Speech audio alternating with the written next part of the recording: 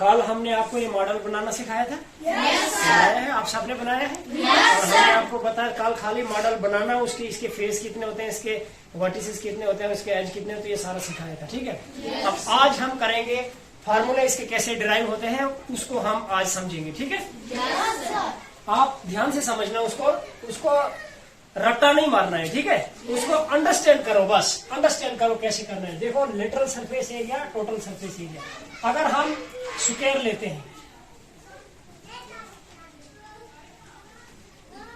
ये स्क्वायर लिया हमने। ठीक है। इसकी अगर हमने कोई ये साइड अगर ए मानकर चलते हैं, ये साइड ए है, अगर ये स्क्वायर है तो ये साइड अगर ए रख ली तो ये वाली साइड कितनी होगी? क्यों? क्योंकि ये बराबर है। शाबाश, गुड रिस्पॉन्स। ये ए होगी। ठीक है। एरिया कैसे निकलता है देखिए, एरिया हमारा निकलता है लेंथ इंटू ब्रेड्थ। ये फार्मूला है 2 डायमेंशनल का। ठीक है। जो भी फिगर हमारे पास 2 डायमेंशनल है उसका एरिया निकलता है लेंथ इंटू ब्रेड्थ। अब 2 डायमेंशनल क्या होता है ये मैं आपको बताने की कोशिश करूंगा। देखिए, मानकर चलो ये हमारे पास एक पॉइंट यहाँ पर ए है, ये पॉइंट हमारे पास बी है, ये पॉइंट हमारे पास सी है, ये पॉइंट हमारे पास डी है। अब 4 पॉइंट है ना हमारे पास। 4 में से कोई सा आप एक पॉइंट सिलेक्ट कीजिए। B. Very nice. B point select किया, हम यहाँ पर बी पर खड़े हैं। ठीक है। Yes. अब बी पर से मुझे कहीं पर भी जाने के लिए कितने रास्ते दिखाई दे रहे हैं? 2 रास्ते दिखाई दे रहे हैं। एक यहाँ से किस साइड जा रहा है? ए की साइड जा रहा है, और दूसरा यहाँ से सी की साइड जा रहा है। अगर मानकर चलते हैं इसको मैं एक्स एक्सिस मान लूं, इसको मैं वाई एक्सिस मान लूं, तो कितने एक्सिस है मेरे पास? अभी 2 एक्सिस है, एक्स और वाई। तो इसका मतलब मैं इसी फिगर को 2 डायमेंशनल फिगर बोलूंगा। क्या बोलूंगा? 2 डायमेंशनल, क्योंकि मुझे यहाँ से कहीं पर भी जाने के लिए 2 रास्ते हैं। ठीक है। इस पॉइंट से भी मुझे कितने रास्ते हैं? 2। इस पॉइंट पर से भी मेरे पास कितने एक्सिस बन रहे हैं? एक्सिस मीन्स रास्ते। ठीक है ना, सीधी लाइन। तो ये 2 डायमेंशनल हो गई। उसके बाद 3 डायमेंशनल क्या होता है वो भी मैं बताऊंगा आपको। 3 डायमेंशनल क्या होता है वो भी बताऊंगा। जैसे ये स्क्वायर बनाया, ये स्क्वायर बनाया, और इसके साथ ये करके ये क्यूब बन गया। ठीक है ना। अब इस क्यूब का कोई भी पॉइंट ले लो, ये पॉइंट ले लो, ये पॉइंट ले लो, ये पॉइंट ले लो, कोई भी पॉइंट ले लो।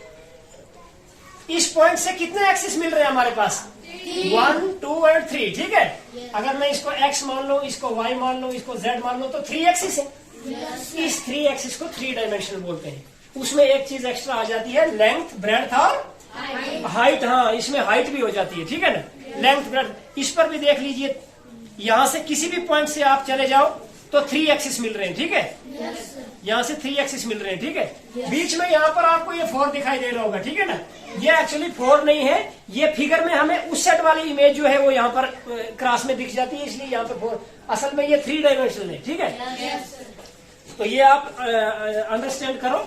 जैसे ये टेबल है, ठीक है ना, ये टेबल है, इसकी ये साइड और ये साइड आपस में अलग अलग दूर दूर है। ठीक है ना। अगर मैं इस एंगल से देखूंगा, ये और ये बिल्कुल एक साथ में मुझे पास में दिखाई देगा, तो इसका ये मतलब नहीं है। उसी तरह यहाँ पर भी ये दिखाई देता है। इसको 4 डायमेंशनल नहीं समझ लेना कहीं, ये यहाँ से ज्यादा अंडरस्टैंड होगा। इससे देख लो, किसी भी पॉइंट से देख लो, 3 डायमेंशनल दिखेंगे आपको। ठीक। उसके बाद हम आगे चलेंगे।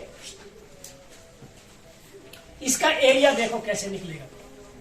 एरिया निकालने के लिए मैंने आपको बोला 2 डायमेंशनल, जो भी फिगर 2 डायमेंशनल में है, चाहे वो स्क्वायर में है चाहे वो रेक्टेंगल में है, उसका फार्मूला लेंथ इंटू ब्रेड्थ होता है। अगर ये हमारे स्क्वायर फॉर्म में है तो इसका मतलब एरिया लेंथ के लिए क्या लिखा हमने यहाँ पे? ए लिखा। इंटू ब्रेड्थ के लिए क्या लिखा है? इसको भी ए ही समझ कर चलेंगे। A into A is equal to A की 2 पावर 2। ठीक है ना। ए स्क्वायर बोलेंगे इसको। ये हो गया ए स्क्वायर। ये ए स्क्वायर निकला हमारा एक साइड का, ये सरफेस, ये है ना हमारा सरफेस। सरफेस का मतलब ही हो गया कि ये टॉप एरिया। ठीक है।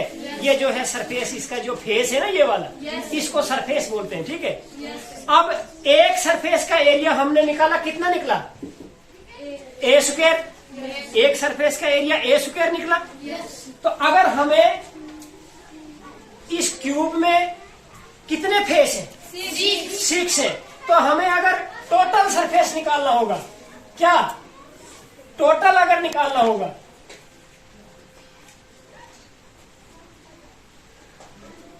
तो टोटल निकालेंगे तो एक एक का निकालने के लिए हमारे पास ए स्क्वायर आया,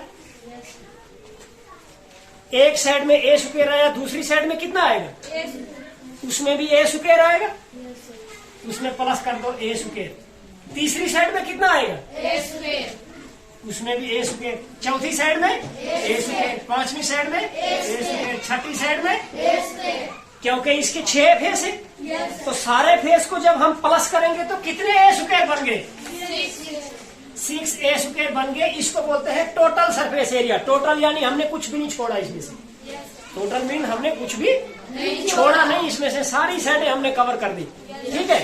अब रही बात लेटरल सरफेस या कर्व्ड सरफेस क्या होता है, मैं ये चीज बताऊंगा आपको। लेटरल का मतलब समझो, लेटरल का मतलब ये होता है जैसे हम एक रूम में खड़े हैं, ठीक है ना, अगर हम रूम में हैं तो उस रूम की जो वॉल है, दीवारें हैं, जो कितनी होती हैं, 4 दीवारें हैं। ये ऊपर वाला जो छत है, ऊपर वाला छत आप छोड़ दो, ठीक है ना, ये जो सीलिंग है ये छोड़ दो, और नीचे जो फ्लोर है, ठीक है, ग्राउंड जो है, नीचे फ्लोर जो है, फर्श जो है, इसको भी छोड़ दो। कितनी साइडें छोड़ दी, 2। बाकी जो खड़ी दीवारें हैं चारों साइड से, इसको लेटरल बोलते हैं। जो साइड पे खड़ी होती है ना दीवारें, उसको लेटरल बोलते हैं। आई मेरी बात समझ? तो लेटरल का मतलब ये हो गया। अब लेटरल में कितनी आएगी, ए स्क्वायर प्लस ए स्क्वायर प्लस ए स्क्वायर प्लस ए स्क्वायर, 2 छोड़ दिया ना हमने, तो बाकी ये कितने बने, 4 ए स्क्वायर एरिया निकला। किसका area, lateral surface area of 2 dimensional figure, ठीक है। ये 4 है, ये इसका स्क्वायर का, ठीक है, स्क्वायर का जो एरिया हमने निकाला वो निकला 4 ए स्क्वायर, ठीक है बात। और टोटल सरफेस एरिया जो निकाला वो निकला 6 ए स्क्वायर। अब कर्व्ड सरफेस एरिया क्या होता है, कर्व्ड का मतलब ये होता है कि हम कितनी साइडों को कवर कर सकते हैं, जितनी साइडों को हम कवर कर सकेंगे उतना ही उसका एरिया निकलेगा, ठीक है ना। अगर 4 साइड को कवर करेंगे ऊपर और नीचे छोड़ के, तो 4 साइड को कवर करेंगे ऊपर और नीचे छोड़ के, तो 4 साइड का जो अगर 4 साइड होगा, ठीक है ना, तो अगर 4 साइड हम कवर करेंगे तो उसका वही हो गया कर्व्ड सरफेस एरिया। जितनी साइडें आप कवर करोगे उसी को बोलेंगे कर्व्ड सरफेस एरिया, कि हमने कितनी कवर की। 3 साइडें करोगे तो 3 ए स्क्वायर आ जाएगा, 5 करोगे तो 5 ए स्क्वायर आ जाएगा। कर्व्ड सरफेस का वो मीनिंग हो गया, ठीक है। उसके बाद 3 डायमेंशनल 2 डायमेंशनल। अब उसके बाद देखो क्या, मैं एक चीज और बताऊंगा। जैसे हमारे पास ये है लेंथ इंटू ब्रेड्थ जो है ये स्क्वायर में आता है, और उसके बाद एक वॉल्यूम आता है हमारे पास। वॉल्यूम क्या हो गया, जैसे वॉल्यूम पता है वॉल्यूम क्या होता है, वॉल्यूम होता है कैपेसिटी, कि हमारे किसी भी चीज में कितनी जगह है। जैसे मैं ये एक साइड निकाल देता हूं, बाकी हमारे पास ये बच गया, ठीक है ना। ये अब इसके बीच में कितनी जगह है, हम इसमें कितनी कोई चीज रख सकते हैं, हम इसमें शुगर कितनी रखेंगे, हम इसमें सैंड कितनी रख सकते हैं, कितनी इसमें जगह है, उस जगह को बोलते हैं वॉल्यूम, कि इसके अंदर जगह कितनी है, इसके अंदर पानी कितना आएगा, दूध कितना आएगा, तेल कितना आएगा। अगर ये कोई बर्तन है अगर हमारे पास, तो इसमें कितनी जगह है, उसको कैपेसिटी भी बोलते हैं और उसको वॉल्यूम भी बोलते हैं। तो इसमें एक चीज और एक्स्ट्रा हो जाती है। एक्स्ट्रा क्या हो जाती है, लेंथ ब्रेड्थ और हाइट इसमें एक्स्ट्रा हो जाती है। तो जब हम वॉल्यूम निकालेंगे तो वॉल्यूम इसका निकलेगा length into breadth into height. अगर वो क्यूब है, अगर ये क्यूबाइड की शक्ल का है, तो इसकी हाइट भी कितनी होगी। अगर लेंथ इसकी ए रखेंगे, ब्रेड्थ कितनी होगी, ए होगी, और हाइट कितनी होगी, ए होगी। तो उसका जो वॉल्यूम निकलेगा वो निकलेगा ए की पावर क्यूब, ए क्यूब निकलेगा, उसका वॉल्यूम निकलेगा। आई मेरी बात समझ, कि उसमें जगह कितनी है, ये होता है वॉल्यूम। उसके बाद स्क्वायर में और क्यूब में एक यूनिट का बहुत ही डिफरेंस होता है, वो आप जरूरी समझो। कैसे, अगर हमारे पास यहाँ पर कोई चीज है, मान लो यही रख के चलते हैं, 2 सेंटीमीटर और ये वाली 3 सेंटीमीटर। जब इसका एरिया निकालना होगा हमने, क्या एरिया निकालेंगे, तो ये हो जाएगा 2 सेंटीमीटर इंटू 3 सेंटीमीटर। अब 3 2 6 सेंटीमीटर को सेंटीमीटर से जब मल्टीप्लाई लगेगी तो क्या बनेगा,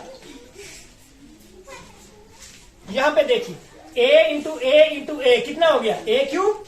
उसी तरह से सेंटीमीटर इंटू सेंटीमीटर, जब तो ये कितना बनेगा, सेंटीमीटर कितना बनेगा, सेंटीमीटर स्क्वायर बनेगा, क्योंकि 2 बार हम इसको मल्टीप्लाई कर रहे हैं। 2 बार मल्टीप्लाई किया तो ये स्क्वायर बन जाएगा, तो ये हो जाएगा सेंटीमीटर स्क्वायर।